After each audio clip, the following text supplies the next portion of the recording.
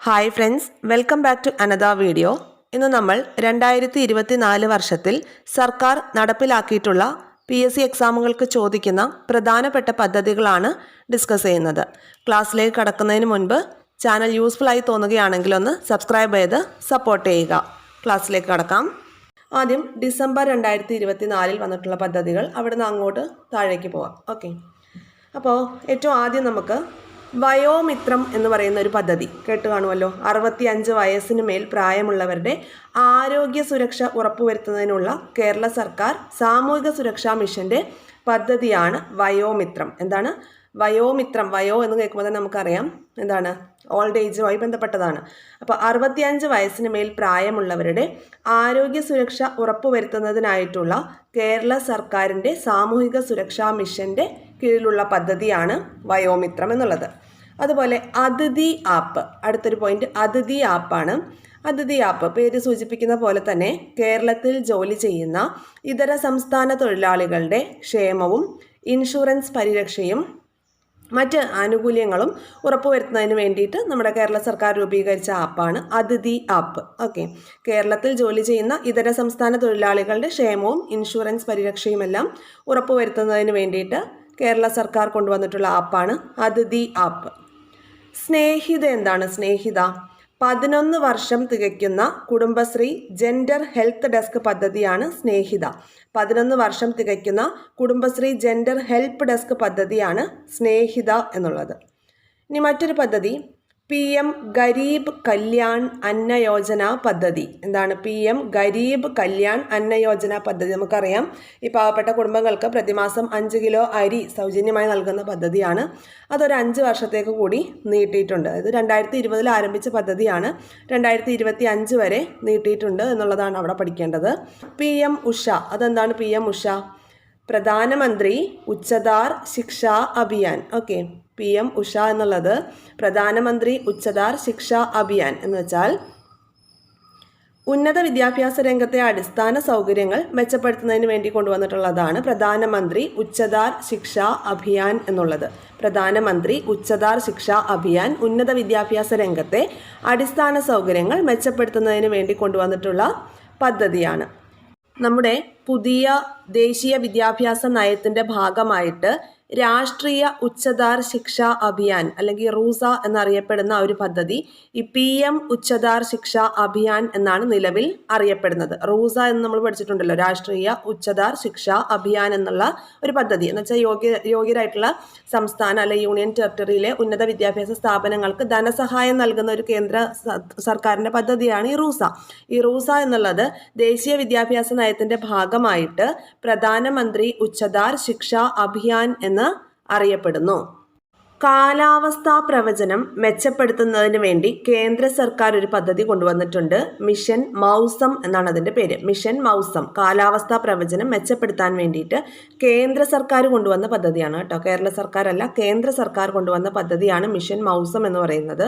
അതുപോലെ വളർത്തുമൃഗങ്ങൾക്ക് ഡോക്ടർമാരുടെ നിർദ്ദേശമില്ലാതെ ആൻറ്റിബയോട്ടിക്കുകൾ നൽകുന്നത് കണ്ടെത്താൻ വേണ്ടിയിട്ടുള്ള ഒരു പദ്ധതിയാണ് operation white biotic. Operation white biotic എന്നാൽ വളർത്തുമൃഗങ്ങൾക്ക് ഡോക്ടറുടെ നിർദ്ദേശമില്ലാതെ ആൻറ്റിബയോട്ടിക്കുകൾ നൽകുന്നത് കണ്ടെത്താൻ വേണ്ടിയിട്ടുള്ള ഒരു പദ്ധതിയാണ്.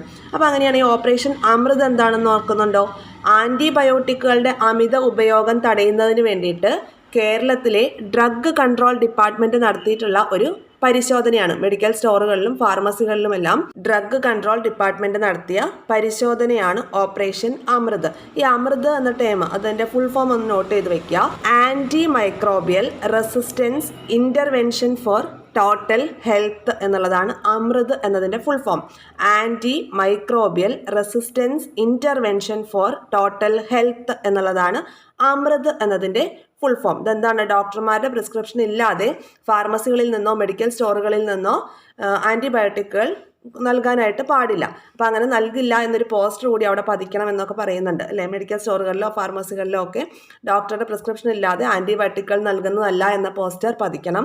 അതുപോലെ ആൻറ്റിബയോട്ടിക്കുകൾ വിൽക്കുന്ന കാര്യങ്ങളെല്ലാം കൃത്യമായി നോട്ട് ചെയ്ത് വെക്കണം. പിന്നെ കുറിപ്പടി ഇല്ലാതെ വിറ്റാൽ പൊതുജനങ്ങൾക്കായാലും വിവരം നൽകാം. അങ്ങനെ ആകുമ്പോൾ ഈ മെഡിക്കൽ സ്റ്റോറിനെതിരെ കർശനമായ നടപടികൾ സ്വീകരിക്കുമെന്നുള്ളതല്ലാണ് ഈ ഒരു പദ്ധതിയുടെ കീഴിൽ വരുന്നത്. ക്ലിയർ ആയല്ലോ. അടുത്തൊരു പദ്ധതി നോക്കാം. PM സൂര്യാഘർ മുഫ്ത് ബിജ്ലി യോജന. വളരെ ഇമ്പോർട്ടൻ്റ് ആയിട്ടുള്ളൊരു പദ്ധതിയാണ്. എന്താണ് ഈ പദ്ധതി കൊണ്ട് ഉദ്ദേശിക്കുന്നത്? 1 കോടി കുടുംബങ്ങൾക്ക് സൗജന്യ വൈദ്യുതി ലഭ്യമാക്കുന്നതിന് പുരപ്പുറ സൗരോർജ്ജ പദ്ധതിയാണ് ഈ PM സൂര്യഘർ മുഫ്ത് ബിജ്ലി യോജന എന്നത്. അതായത് ഒരു കുടുംബത്തിന് പ്രതിമാസം 300 യൂണിറ്റ് വരെ സൗജന്യമായിട്ട് വൈദ്യുതി ലഭ്യമാക്കുക എന്നുള്ളതാണ് ഈ ഒരു പദ്ധതി കൊണ്ട് ലക്ഷ്യമിടുന്നത്. പുരപ്പുറ സൗരോർജ്ജ പദ്ധതിയായ PM സൂര്യാഘർ മുഫ്ത് ബിജ്ലി യോജനയിലൂടെ 1 കോടി കുടുംബങ്ങൾക്ക് ആദ്യമായിട്ട് സൗജന്യ വൈദ്യുതി കണക്ഷൻ ലഭ്യമാക്കിയ സംസ്ഥാനം ഗുജറാത്താണ്. 2ാമത് കേരളമാണ്. ഓർത്തു വയ്ക്കുക, 1ാമത് ഗുജറാത്ത്, 2ാമത് കേരളം. ഇനി മറ്റൊരു പദ്ധതി നോക്കാം. Connecting the unconnected. അതെന്താണ് കണക്റ്റിംഗ് ദ അൺകണക്റ്റഡ്? സംസ്ഥാനത്തെ ആദിവാസി മേഖലകളെ മുഴുവൻ ഡിജിറ്റലൈസ് ചെയ്യാൻ വേണ്ടിയിട്ട് KFON നടപ്പിലാക്കുന്ന പദ്ധതിയാണ് connecting the unconnected. Connecting the unconnected സംസ്ഥാനത്തെ ആദിവാസി മേഖലകളെ മുഴുവൻ ഡിജിറ്റലൈസ് ചെയ്യാൻ വേണ്ടിയിട്ട് KFON നടപ്പിലാക്കുന്ന പദ്ധതിയാണ്. അപ്പോൾ ഈ പദ്ധതിയുടെ ആദ്യഘട്ടം നടപ്പിലാക്കുന്നത് തിരുവനന്തപുരം ജില്ലയിലാണ്. ഇനി മറ്റൊരു പോയിന്റാണ് വിവ കേരളം. എന്താണ് വിവ കേരളം? വിളർച്ചയിൽ നിന്നും വളർച്ചയിലേക്ക് എന്നതാണ് വിവ. വിളർച്ചയിൽ നിന്നും വളർച്ചയിലേക്ക്. ഈ 15 വയസ്സ് മുതൽ 59 വയസ്സ് വരെയുള്ള പെൺകുട്ടികളിലും സ്ത്രീകളിലും അനീമിയ കണ്ടെത്തുകയും ആവശ്യമായിട്ടുള്ള ചികിത്സ ഉറപ്പാക്കുകയും ചെയ്യുക എന്ന ലക്ഷ്യത്തോടു കൂടിയിട്ട് ആരോഗ്യവകുപ്പ് നടപ്പിലാക്കുന്ന ഒരു ക്യാമ്പയിനാണ് വിവ കേരളം. വിളർച്ചയിൽ നിന്നും വളർച്ചയിലേക്ക് എന്നാണ് ഈ വിവ എന്നതുകൊണ്ട് ഉദ്ദേശിക്കുന്നത്. ക്ലിയർ ആണല്ലോ. 15 വയസ്സ് മുതൽ 59 വയസ്സ് വരെയുള്ള പെൺകുട്ടികളിലും സ്ത്രീകളിലും എല്ലാം അനീമിയ കണ്ടെത്തുകയും അതിനാവശ്യമായിട്ടുള്ള ചികിത്സ നടപ്പിലാക്കുകയും ചെയ്യാൻ വേണ്ടിയിട്ട് ആരോഗ്യവകുപ്പ് നടപ്പിലാക്കുന്ന ക്യാമ്പയിനാണ്. മറ്റൊരു പോയിന്റാണ് ശ്രുതി തരംഗം. എന്താണ് ശ്രുതി തരംഗം? കേൾവിയുമായി ബന്ധപ്പെട്ടതാ അല്ലെ. ശ്രവണ വൈകല്യം നേരിടുന്ന 5 വയസ്സിൽ താഴെയുള്ള കുട്ടികൾക്ക് കോക്ലിയ ഇംപ്ലാന്റേഷനും അതുമായി ബന്ധപ്പെട്ട സേവനങ്ങളുമെല്ലാം സൗജന്യമായി ഉറപ്പാക്കാൻ വേണ്ടിയിട്ട് കേരള സർക്കാർ നടപ്പിലാക്കുന്ന പദ്ധതിയാണ് ശ്രുതി തരംഗം. ശ്രവണ വൈകല്യം നേരിടുന്ന 5 വയസ്സിൽ താഴെയുള്ള കുട്ടികൾക്ക് കോക്ലിയർ ഇംപ്ലാന്റേഷനും അതുമായി ബന്ധപ്പെട്ടിട്ടുള്ള സേവനങ്ങളും സൗജന്യമായി ഉറപ്പാക്കാൻ വേണ്ടിയിട്ട് സംസ്ഥാന സർക്കാർ നടപ്പിലാക്കുന്ന പദ്ധതിയാണ് ശ്രുതി തരംഗം. കൈവല്യ പദ്ധതി എന്താണ്? കൈവല്യ SCERT ടെക്സ്റ്റ് ബുക്കിൽ കൂടി ഉൾപ്പെടുത്തിയിട്ടുള്ള ഒരു പദ്ധതിയാണിത്. ഭിന്നശേഷിക്കാരുടെ നൈപുണ്യ വികസനവും സ്വയം തൊഴിലിനായി സഹായവും നൽകുന്ന പദ്ധതിയാണ് കൈവല്യ. 2016 ഈ ഒരു പദ്ധതി ആരംഭിച്ചത്. ഭിന്നശേഷിക്കാരുടെ നൈപുണ്യ വികസനത്തിനും അവർക്ക് സ്വയം തൊഴിൽ നൽകുവാൻ വേണ്ടിയുള്ള സഹായങ്ങളൊക്കെ നൽകുന്ന ഒരു പദ്ധതിയാണ് കൈവല്യ. 2016 ആരംഭിച്ച പദ്ധതിയാണ്. വിജ്ഞാന കേരളം. അടുത്ത പദ്ധതി നോക്കാം. Vijnana Keralam. Kerala knowledge economic mission തദ്ദേശ സ്വയംഭരണ വകുപ്പുമായി സഹകരിച്ച് തൊഴിലവസരങ്ങൾ ലഭ്യമാക്കുന്നതിന് വേണ്ടി നടപ്പിലാക്കുന്ന ഒരു പദ്ധതിയാണ് വിജ്ഞാന കേരളം. അതിനുവേണ്ടി അവരൊരു ആപ്പൊക്കെ കൊണ്ടുവന്നിട്ടുണ്ട്. DWMSന്റെ പോർട്ടലൊക്കെ കൊണ്ടുവന്നിട്ടുണ്ട്. കേരള നോളജ് ഇക്കണോമിക് മിഷൻ സ്വയംഭരണ സ്ഥാപനങ്ങളുമായി സഹകരിച്ചുകൊണ്ട് തൊഴിലവസരങ്ങൾ ലഭ്യമാക്കുന്നതിന് വേണ്ടി നടപ്പിലാക്കുന്ന പദ്ധതിയാണ് വിജ്ഞാന കേരളം എന്ന് പറയുന്നത്. തെളിമ. അടുത്തൊരു പദ്ധതിയാണ് തെളിമ. എന്താണ്? റേഷൻ കാർഡുമായി ബന്ധപ്പെട്ട പരാതികൾ പരിഹരിക്കാൻ വേണ്ടിയിട്ട് സിവിൽ സപ്ലൈസ് വകുപ്പ് ആരംഭിക്കുന്ന ഒരു പദ്ധതിയാണ് തെളിമ എന്നുള്ളത്. എന്താണ്? റേഷൻ കാർഡുമായി ബന്ധപ്പെട്ട പരാതികൾ പരിഹരിക്കുന്നതിന് വേണ്ടിയിട്ട് സിവിൽ സപ്ലൈസ് വകുപ്പ് ആരംഭിച്ച പദ്ധതിയാണ് തെളിമ. പദ്ധതിയിലൂടെ റേഷൻ കാർഡിലെ തെറ്റുകളെല്ലാം സൗജന്യമായി തിരുത്തുവാനുള്ള ഒരു ഓപ്ഷൻ നമുക്ക് അവൈലബിൾ ആണ്. റേഷൻ കാർഡിലെ തെറ്റുകൾ സൗജന്യമായി തിരുത്തുവാനുള്ള കേന്ദ്ര ഗവൺമെന്റിന്റെ പദ്ധതി ആണ് തെളിമ. മറ്റൊരു ചോദ്യം PYQ ആണിത്. നഗരത്തെ പൂർണ്ണമായും മാലിന്യങ്ങളിൽ നിന്ന് മുക്തമാക്കാൻ വേണ്ടി അഴക് ആപ്പ് തുടങ്ങിയ കോർപ്പറേഷൻ ഏതാണ്? അഴക് ആപ്പ് തുടങ്ങിയ കോർപ്പറേഷനാണ് കോഴിക്കോട്. അതിൻ്റെ ഉദ്ദേശം എന്താണ്? കോഴിക്കോട് നഗരത്തെ പൂർണ്ണമായും മാലിന്യത്തിൽ നിന്ന് മുക്തമാക്കാൻ വേണ്ടിയിട്ട് അഴക് ആപ്പ് തുടങ്ങിയത് കോഴിക്കോട് കോർപ്പറേഷനാണ്. മാലിന്യമുക്ത നവകേരളം. മാലിന്യമുക്ത നവകേരളം പദ്ധതി എന്താണ്? ശുചിത്വ കേരളം സുസ്ഥിര കേരളം ലക്ഷ്യമിട്ടുകൊണ്ട് കേരള സർക്കാർ സംസ്ഥാനമൊട്ടാകെ സംഘടിപ്പിക്കുന്ന ക്യാമ്പയിനാണ് മാലിന്യമുക്ത നവകേരളം. മാലിന്യമുക്ത നവകേരളം എന്നത് ശുചിത്വ കേരളം സുസ്ഥിര കേരളം എന്ന ലക്ഷ്യവുമായി കേരള സർക്കാർ സംസ്ഥാനമൊട്ടാകെ നടപ്പിലാക്കുന്ന ക്യാമ്പയിനാണ് മാലിന്യമുക്ത നവകേരളം. സഹജ എന്താണ്? സഹജ സ്ത്രീകളുടെ തൊഴിലിടത്തെ ഏത് പ്രശ്നവും തൊഴിൽ വകുപ്പിനെ അറിയിക്കാൻ വേണ്ടിയിട്ടുള്ള കോൾ സെൻറ്റർ സംവിധാനമാണ് സഹജ. സ്ത്രീകളുടെ തൊഴിലിടത്തെ ഏത് പ്രശ്നവും തൊഴിൽ വകുപ്പിനെ അറിയിക്കാൻ വേണ്ടിയിട്ട് ഉള്ള ഒരു കോൾ സെൻറ്റർ സംവിധാനമാണ് സഹജ. ഇനി നോക്കൂ, ഇ ക്യൂബ് എന്ന് പറഞ്ഞിട്ടൊരു സംഭവമുണ്ട്, ഒരു പദ്ധതിയാണ് ഇ ക്യൂബ്. എന്താണ്? പൊതുവിദ്യാലയങ്ങളിലെ കുട്ടികളുടെ ഇംഗ്ലീഷ് അതുപോലെ ഹിന്ദി പ്രാവീണ്യം വർദ്ധിപ്പിക്കുന്നതിന് വേണ്ടിയിട്ട് സംസ്ഥാന സർക്കാർ നടപ്പിലാക്കുന്ന പദ്ധതിയാണ് ഇ ക്യൂബ്. പൊതുവിദ്യാലയങ്ങളിലെ കുട്ടികളുടെ ഇംഗ്ലീഷ് ഹിന്ദി പ്രാവീണ്യം വർദ്ധിപ്പിക്കുന്നതിന് വേണ്ടിയിട്ട് സംസ്ഥാന സർക്കാർ നടപ്പിലാക്കുന്ന പദ്ധതിയാണ് ഇ ക്യൂബ്. അതുപോലെ മഞ്ചാടി എന്നൊരു പദ്ധതിയുണ്ട്. അതെന്താണ്? ഗണിത പഠനത്തിൽ പിന്നോക്കമായി നിൽക്കുന്ന കുട്ടികളുടെ ആ ഒരവസ്ഥ പരിഹരിക്കാൻ വേണ്ടിയിട്ട് കേരള സർക്കാർ നമ്മുടെ KDISCുമായിട്ട് സഹകരിച്ച് നടപ്പിലാക്കുന്ന പദ്ധതിയാണ് മഞ്ചാടി.